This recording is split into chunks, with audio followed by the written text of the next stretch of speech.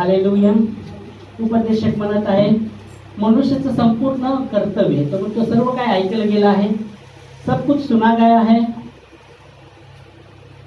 अंत की बात यह है कि परमेश्वर का भय मानना और प्रभु की आज्ञा का पालन करना मनुष्य का संपूर्ण कर्तव्य यह है.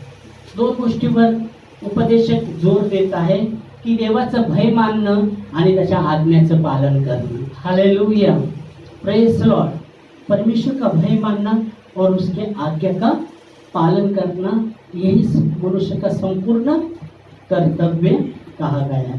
तो परमेश्वर भला है और वो चाहता है कि हम उसके आज्ञा का पालन करें. आमेन, हालेलुया. तो उसकी आज्ञा कठिन है क्या? सवाल.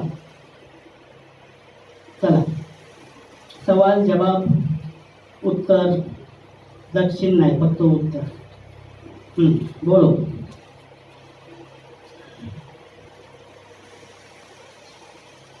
बोलो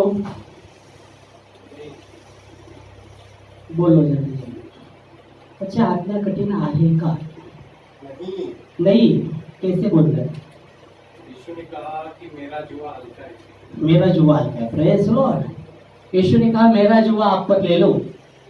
हे बोझ से दबे हुए, बहुत बोझ लेके दबे हुए लोगों, हे परिश्रम करने वाले लोगों, सब मेरे पास आओ. यीशु मसीह ने कहा मत्ती 11:28 में, हे बोझ से दबे हुए लोगों, हे परिश्रम करने वाले लोगों, कि तुम सब मेरे पास आओ, मैं तुम्हें विश्राम दूंगा और मेरा जुआ आप पर ले लो.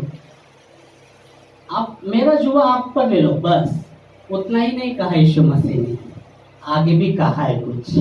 बहुत बार आप इधर तक आते, प्रभु जो जुआ भारी ले ले, तेरा जुआ हल्का मुझ पर.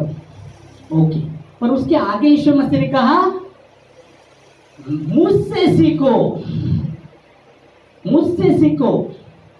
मेरा जुआ जो हल्का है वो मुझ पर आप आपके ऊपर ले लो और मुझसे सीखो. आमेन, हालेलुया.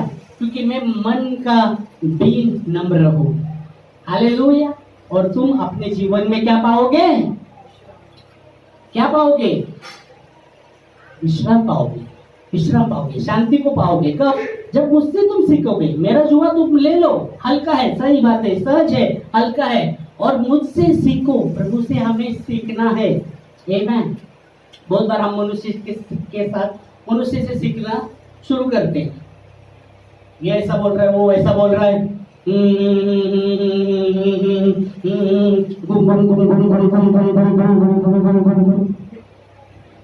भंगा रहेगा, वो गुम करता रहेगा. और उसकी ओर अपन भंगे की ओर ध्यान देंगे तो फिर क्या होगा? मत बच्चे आएगा, जाला. पहला गुम कर रहा था, ये भंगा था. उसका सुनने के बाद बहुत मत माशी जाला गया. काय होतंय माहित नाही. हॅलो, क्योंकि मत पूरा ये ढूंढा गया अभी. तो बहुत बार हमें प्रभु का वचन समझना है. परमेश्वर का वचन कहता है, अपना ऊँट कहता है, उनका ऊँट हमारा जुआ जो भारी है वो लेना चाहता है. उसका जुआ वो बोलता है अपने ओर आप ले लो, वो डालता नहीं. वो सो इच्छा दिया है, उसने हर एक को सो इच्छा दिया है. आप सो इच्छा से उसके जुआ को अपने ऊपर लाना है. आमेन. वो चाहता है कि वो मेरा जुआ तुम ले लो. वो कहता है जब तक आप और मैं उसका जुआ नहीं लेंगे और उससे नहीं सीखेंगे तो विश्राम कैसे पाएंगे? नहीं पाने वाले विश्राम. उसकी जुआ को अपने ऊपर लेना है तो हमें समर्पण करना पड़ेगा प्रभु के सामने. हालेलुया. मैं या आप होके नहीं चल सकते. हमें समर्पण करना है प्रभु के सामने. और जब हम समर्पण करते और उससे उसका जुआ हम पर लेते हैं, और दूसरी बात आगे बढ़कर उससे सीखना है, उससे सीखना है. हमें तो जैसे राजेश भगत ने बोला कि यीशु मसीह ने कहा क्यों हल्का, क्यों उसका जुआ हल्का है बोला. हमने देखा यहाँ हल्का है. तो उसकी आज्ञा क्या है? कठिन है. वापस हम उधर आते हैं. उसकी आज्ञा कठिन है क्या? बोलिए, बोलो, उसकी आज्ञा कठिन है?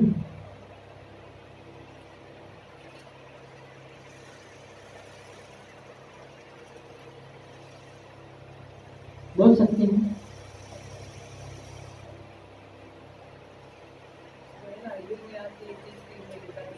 निर्णय 33 दिन क्या? मुझसे प्रार्थना करो, मैं सुनूंगा। सही बात है। और तुमको बातें ये नहीं और कठिन कठिन बातें बताओ, मतलब उसकी आगे कठिन है क्या? वही ना बोल रहा है, इसलिए बोलो उसकी आगे कठिन है क्या? इसने सवाल डाल दिया, उसकी आगे कठिन है क्या?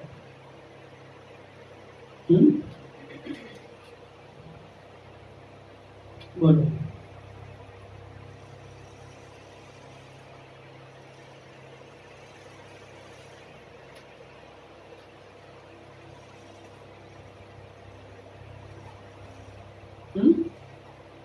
चलो, उसके आगे कठिन है क्या? नहीं, अभी के साथ में आप कठिन है क्या उसके आगे? इतना अपन को देख रहे हैं, कितने आगे? बहुत सारे आज्ञा है, बहुत सारे आज्ञा है उसकी,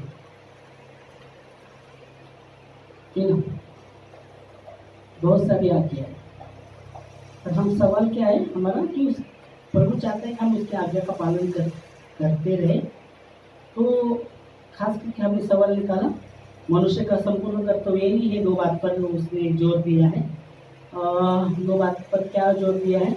कि उसका भय मानना और उसकी आज्ञा का पालन करना। तो सवाल हमने उठाया कि उसकी आज्ञा कठिन है क्या?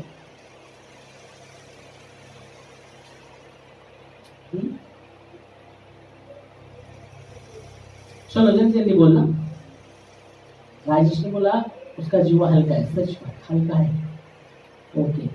तो उसकी आज्ञा के बारे में हम बात करें तो उन्होंने बोल दिया उसका जीवा हल्का है, पर उसकी आज्ञा कठिन है क्या? मार्ग कठिन है, वो उसके आज्ञा कठिन है। चलो, ऐसा लिखा है, ऐसा लिखा है कि हाँ, क्या बोला उधर लिखा है क्या? ये मेरा मार्ग, जो कौन सा मार्ग है यीशु मसीह का? सकरा, अरुण दे, दो है, पर रुंदे के अरुण दे, अरुंद उसका मार्ग है। तो उस पर लिखा है क्या? मेरा मार्ग जो अरुंद है वो कठिन है, ऐसा लिखा है। मेरा जो मार्ग है सकरा है वो कठिन है, ऐसा लिखा है। ऐसा लिखा है तो मैं बोलता था बाइबल कहती है वो मार्ग पर चलते हुए जाते, मुश्किल आएगा पर वो जीवन को पहुंचाता है, ऐसा लिखा है। रोक ठोक रहेगा, वहां परमेश्वर का भी रोक ठोक रहेगा। रोक आणि ठोक असं नाही बरं का, दयाने असतं। नहीं तो आपण रोक और ठोक। दाऊद कहता है मैं तेरे नाम से हाथ उठाऊंगा। आप मालूम नहीं किसके नाम से? कभी कभी हाथ चलता है, कभी कभी मुंह भी चलता है। मुंह के द्वारा भी अपन क्या करते हैं? ठोकते हैं, है ना? मुंह के द्वारा भी, कभी हाथ के द्वारा ठोकते रहेंगे। बहुत बार हाथ का तो वो घुस जाता है, पर मुंह का है ना इधर बैठ जाता है, वो बैठ जाता है। हाथ मारा हुआ घुस जाएगा और इधर, है ना? लिख दिया। वो अभी बुझता ही नहीं बोल रहे कि तो क्या कि तुम्हारा क्रोध शाम तक ना रहे। क्रोध तो करो पर पाप मत करो। और तुम्हारा पौलुस कहता है क्रोध करो पर अच्छी बातों के लिए क्रोध करो, निस्वार्थी क्रोध करो। स्वार्थ का क्रोध नहीं, निस्वार्थ। यीशु मसीह ने भी क्रोध किया, पर जो यीशु मसीह का जो क्रोध था निस्वार्थ का क्रोध था, दैविक क्रोध था। बहुत बार हमारा जो क्रोध है ना स्वार्थी क्रोध है, हाँ स्वार्थी क्रोध, दैविक क्रोध नहीं है, पर स्वार्थी क्रोध हम करते हैं।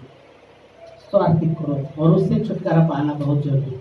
इसलिए पौलुस जब कह रहा है कि क्रोध तो करो, तो ये क्रोध के विषय में नहीं बोल रहा स्वार्थी। हाँ बिल्कुल क्रोध तो करो लिखा है ना, फिर निस्वार्थी क्रोध के विषय में बात की है। क्रोध तो करो और पाप मत करो। पाप अगर आप स्वार्थी क्रोध करेंगे तो पाप करेंगे ही करेंगे, पर आप दैविक क्रोध करेंगे तो पाप नहीं करेंगे। Hallelujah, praise Lord. दो क्रोध के विषय में, अगर आप स्वार्थी क्रोध करते तो पाप करेंगे पक्का। इसलिए बोला है क्रोध तो करो पर पाप मत करो, पौलुस कहता है। किधर लिखा है? किधर लिखा है? किधर लिखा है?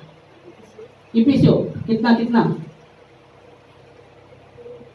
इफिसियों उसका निकालिए 4 अध्याय 26-27 वचन। वहां कहा गया है क्रोध तो करो पर पाप मत करो। पहले तो बोला है, हाँ पढ़ सकते हैं।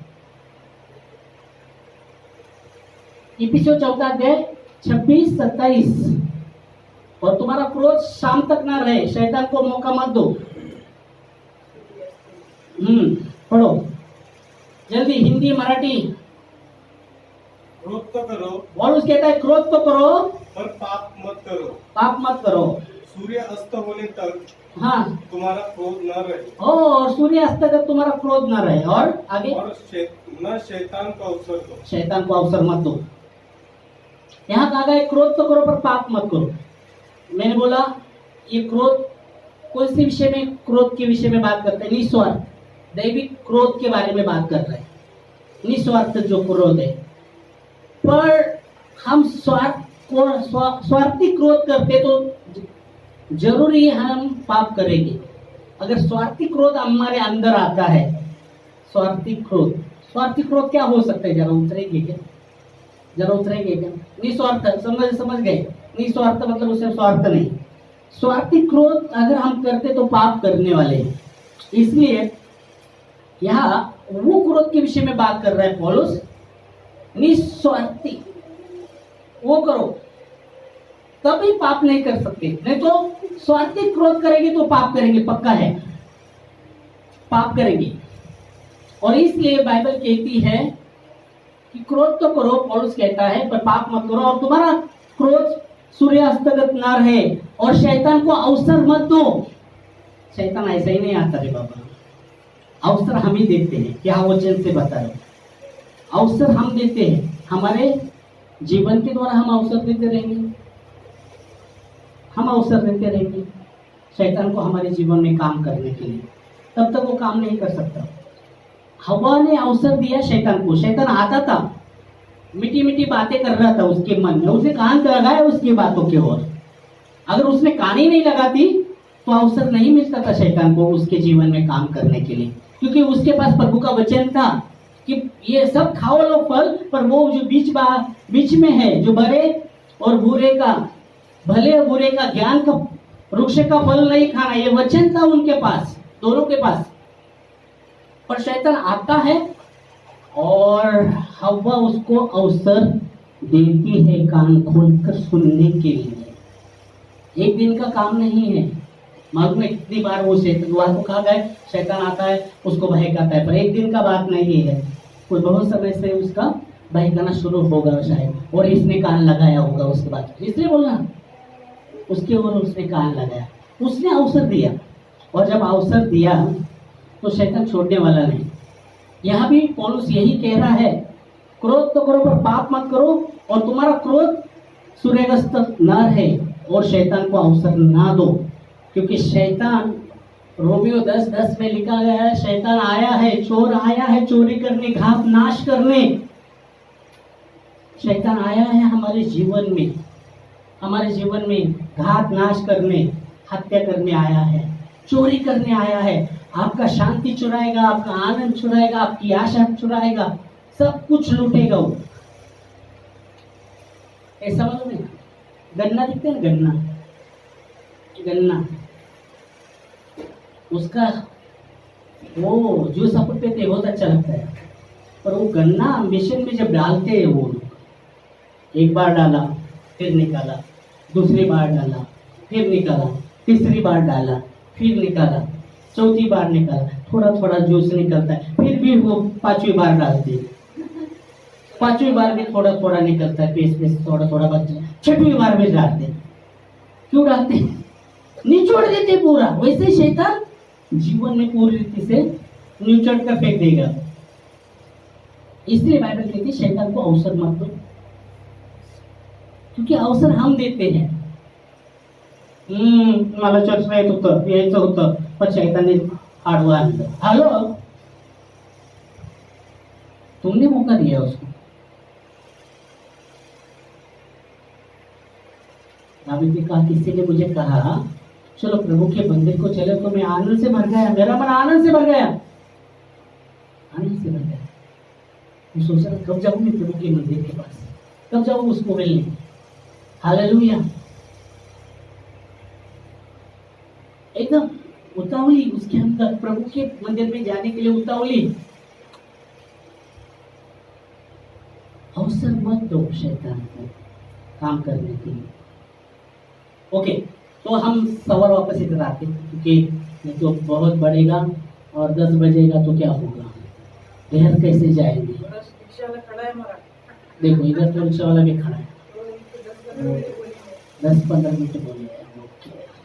तो यहाँ हम आते हैं, हाँ यहाँ हम आते हैं। नहीं, वो पेशेंट रिक्शा है, कभी से बोलने का पेशेंट रिक्शा वाला रहते ना,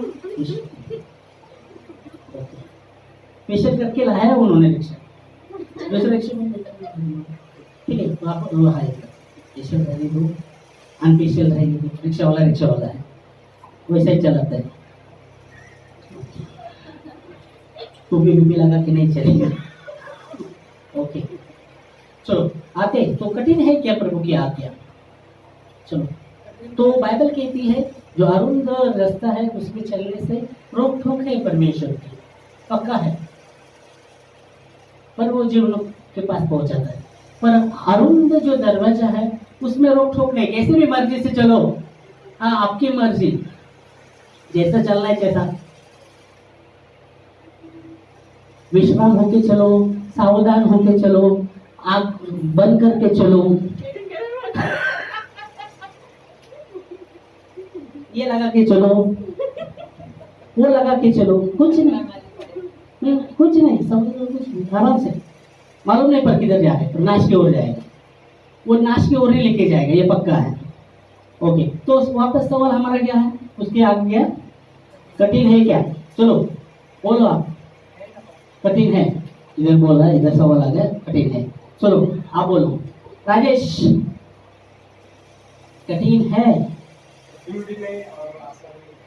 कठिन भी नहीं, आसान भी, बीच का रास्ता पकड़ लिया, कठिन भी नहीं, आसान भी नहीं, मतलब क्या तुम्हारा सवाल क्या है? किसी ने बोला एक दिन वो मिला तर हाँ मी चर्च पण मध्ये जात नाही, देवावर सगळं सोडलंय, चर्च मध्ये पण जात नाही, कुठे नाही, मी घरात प्रार्थना करतो, देवावर सोडलंय। और दुष्ट उसके अंदर है, कल ही मालूम पड़ा, पहले मालूम है तो कल मालूम पड़ा। तो कठिन है क्या? नहीं, एक दोनों से, कठिन भी नहीं मुश्किल भी नहीं, ये नहीं, एक स्टैंड, एक कठिन या ना कठिन। तो इधर फर्स्ट स्टैंड आ गया, कठिन है। ओके ज्योति, कठिन है क्या? नहीं कठिन, उसकी आज्ञा कठिन नहीं है। कैसा नहीं कठिन बोलो, और कठिन है कैसा बोलो, तुम भी बोलने का। हाँ, कठिन कैसे नहीं, वो तो बोलने का पड़ेगा, है ना, बताना पड़ेगा। कठिन नहीं, मानना चाहिए।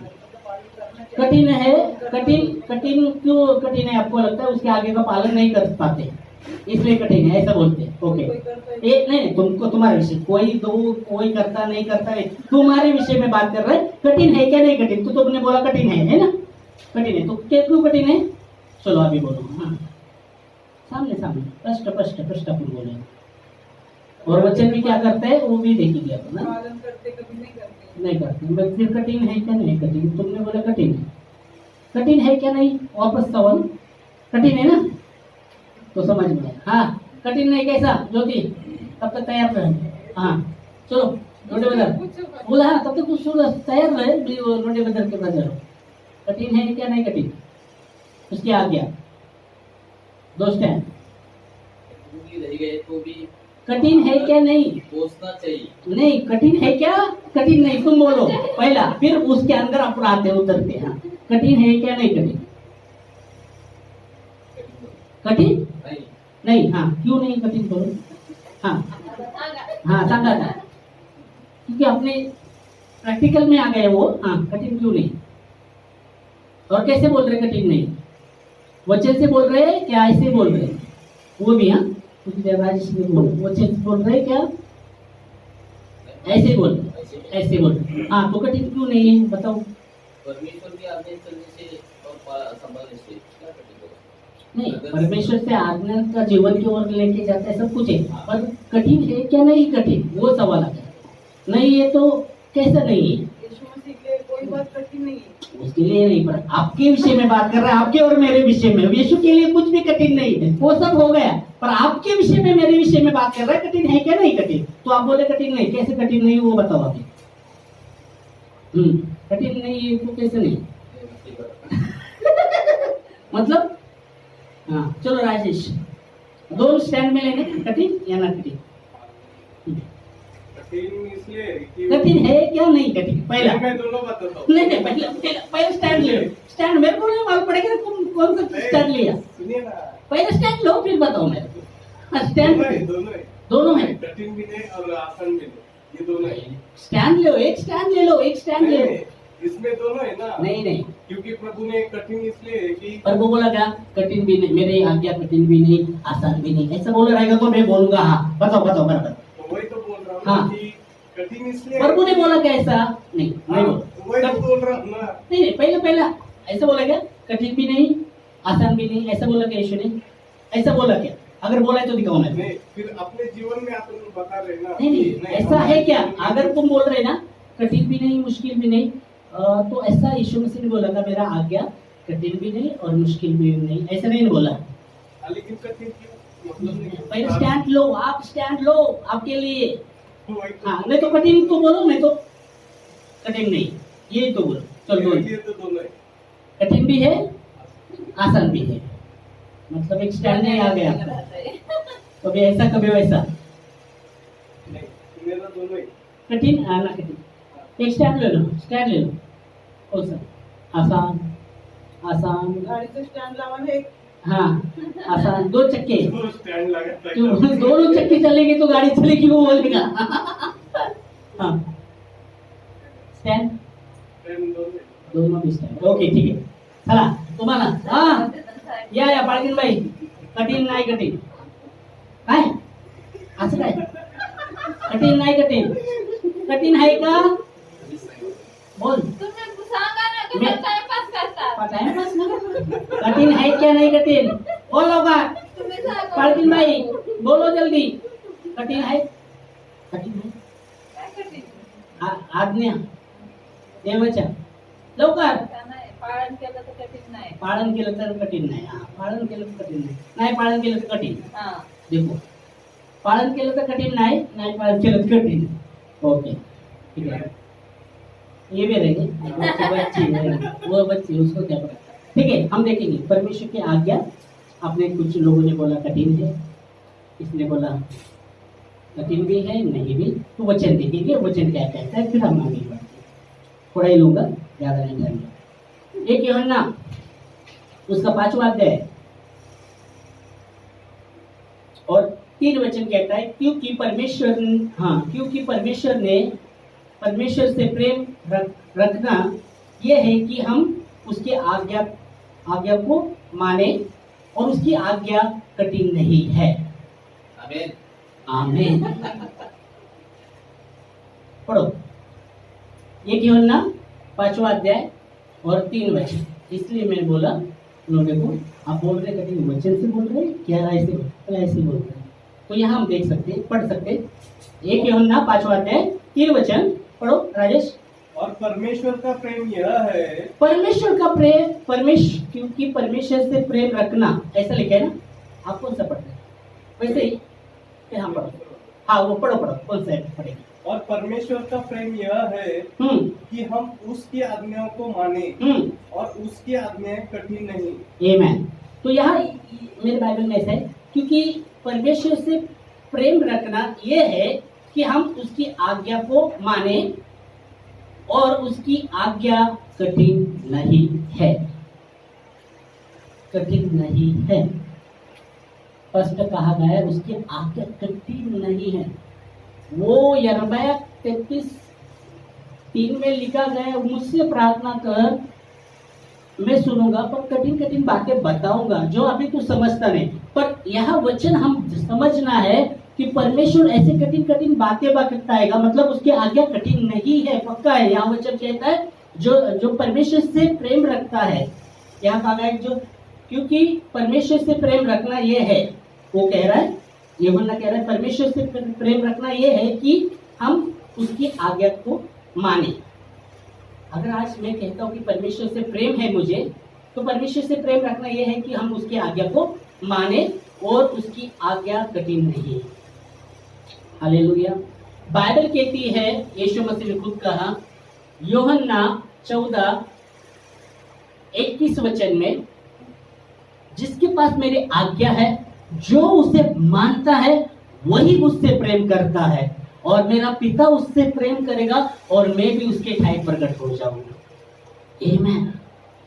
पढ़ सकते, एक ही वचन लेंगे और रुकेंगे, एक ही वचन तो रुकते हैं। यूहन्ना 14:21, जिसके पास मेरी आज्ञा है, जिसके पास मेरी आज्ञा है और जो वह उन्हें मानता है, वो उन्हें मानता है वही मुझसे प्रेम रखता है। वही मुझसे प्रेम करता है। हाँ, और जो मुझसे प्रेम रखता है, हाँ, उससे मेरा पिता प्रेम रखेगा और मैं खुद और मैं उससे प्रेम रखूंगा और क्या करूंगा, और अपने आप को उस पर प्रकट करूंगा। जब यीशु मसीह को अपने आप पर प्रकट करेगा तो अपने लिए कठिन है क्या? यीशु मसीह के लिए कुछ भी कठिन नहीं, तो अपने लिए कठिन होगा क्या? यहाँ यीशु मसीह खुद कह रहा है मैं उसके ठाई प्रकट हो जाऊंगा, मैं उसके अंदर दिखूंगा। वही बोल रहे हैं मेरा पिता उससे प्रेम करेगा और मैं खुद भी उसको प्रकट हो जाऊंगा। जिसके पास, बाइबल कहती है जिसके पास मेरी आज्ञा है और वो उन्हें मानता है। तो आज्ञा बहुत है पर मानना हमें है। आज्ञा प्रभु की बहुत सारी है, वो आज्ञा हमारे अच्छे के लिए है, हमारे भलाई के लिए है। इसलिए वो उसने बोला मेरा जो जुआ है हल्का है, भारी नहीं है, बोझ के दबे लगना नहीं चाहिए। परमेश्वर की जो आज्ञा हमारे बोझ, हमको बोझ नहीं लगना चाहिए, कठिन नहीं लगना चाहिए, क्योंकि वचन कहता है 1 यूहन्ना 5:3 में वही कहा गया है कि परमेश्वर से प्रेम रखना मतलब उसकी आज्ञा का पालन करना और उसकी आज्ञा कठिन नहीं है। आमीन। हमें बोल सकते हैं इस पर आमीन। क्यों कठिन नहीं है?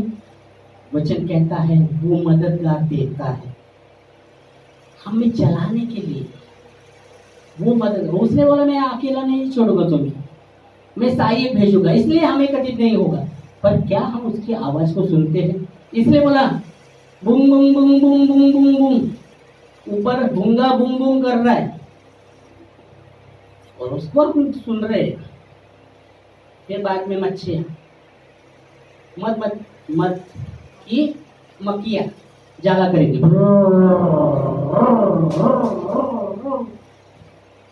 इसलिए प्रभु से सीखना है, इसलिए प्रभु से सीखना है।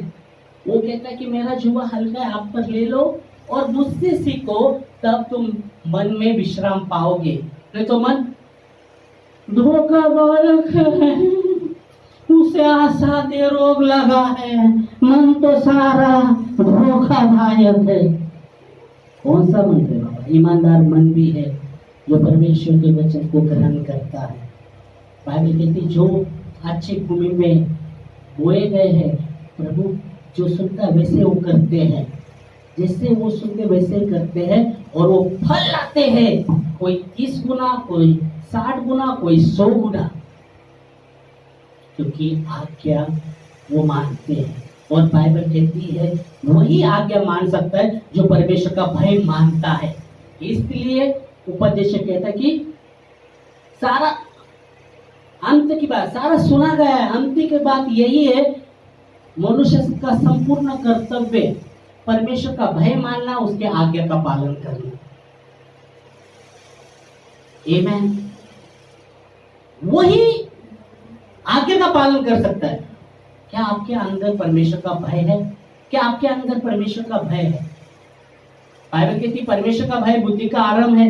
नीति वचन में लिखा गया परमेश्वर का भय बुद्धि का आरंभ है। नीति वचन 9:10 में लिखा गया परमेश्वर का भय बुद्धि का आरंभ है और परम पवित्र को पहनना यही समझ है। आयुब कहता है बुद्धि तुझे देखो, परमेश्वर का भय मानने से बुद्धि आएगी, समझ तुझे बुराई से बचाएगी, समझ तुझे बुराई से बचाएगी। आमेन। तो इस समय हम खड़े होंगे और हाँ बोलो सवाल। हाँ बाद में बोलेंगे कि अभी बोल रहे, सबके सामने बोल रहे हैं कि आपका पर्सनल सवाल है? नहीं ऐसे हाँ बोल। कि ईश्वर ने क्यों कहा कि मेरे नाम के कारण तुझे दुख और क्लेश उठाने पड़े? देखो, दुख कलेश उठाना ये वचन कहता है अगर हम बुराई करके दुख उठाएंगे उसका कुछ अर्थ नहीं है, पर भलाई करके दुख उठाएंगे ये अच्छी बात है, बुराई करके दुख उठाने से। और यूहन्ना 16:33 में उसने कहा मैं तुम्हें ये बातें कह चुका हूँ, तुमको मेरे स्थायी शांति मिले, संसार में तुम्हें कलेश होगा पर धीरज धरो, संसार को मैंने जीत लिया। क्योंकि जब संसार में हम रहते हैं, यीशु मसीह संसार का नहीं है और हम जब विश्वास करते हैं हम भी संसार के नहीं। यीशु मसीह को उन्होंने सताया तो मेरे कारण, मेरे नाम के कारण तुम्हें सताया जाएगा। मत्ती 5वां अध्याय अगर हम पढ़ते हैं 10 वचन से, मेरे नाम से तुम्हें निंदा की जाएगी, तुम पर झूठ बातें कही जाएगी, सताया जाएगा, पर तुम क्या करो, निराश मत हो, आनंद करो, परमेश्वर का आत्मा तुम पर आ बैठा है, ऐसा क्या कहा है, और स्वर्ग के राज्य में तुम्हारा प्रतिफल बड़ा है।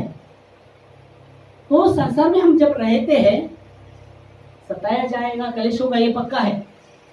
ओके, क्रूस को उठाकर चलना मतलब आसान बात है क्या? यीशु मसीह कहता है जो मेरे पीछे आना है उसने अपना क्रूस उठाकर मेरे पीछे चले, अपने आप का इनकार करके। और यहाँ समस्या क्या, आपने आपका इनकार क्रूस करेंगे, फिर मेरा क्या? तो फिर ये भी आज्ञा में आज्ञा में देखो, अपने आप का इनकार करके उनका आज्ञा उसके कठिन नहीं है। अगर हम पालन करेंगे, भय मानेंगे, पालन करेंगे, कलेश होगा, ये पक्का है, कलेश होगा संसार में। तो आज्ञा के वचन कहते हैं मेरे वचन के कारण भी तुमको सताया जाएगा, ये भी लिखा है। इसलिए बाइबल कहती है ना कुछ वचन के कारण कैसे एक पहाड़ इधर पथरीली, कुछ बीज पथरीली जमीन पर गिरा, पर उसको जड़ न होने के कारण तुरंत जैसा धूप जलता है वो सूख जाता है। उस व्यक्ति के विषय में भी बात किया है, समझ में आया कि जड़ नहीं होने के। तो वचन कहता है, यीशु मसीह कहता है मेरे वचन के कारण सेकंड के पार्ट में क्या किया, कुछ बीज झाड़ी में गिर गए, काटेरी झाड़ी में। वो काटेरी झाड़ी में उनको बढ़ने नहीं दिया। तो धर्म का लोभ, संसार की चिंता, वो पूरी रीति से वो व्यक्ति को बढ़ने नहीं देती प्रभु। और कुछ वचन के कारण दुख आ गया तो वो पीछे हट जाता है।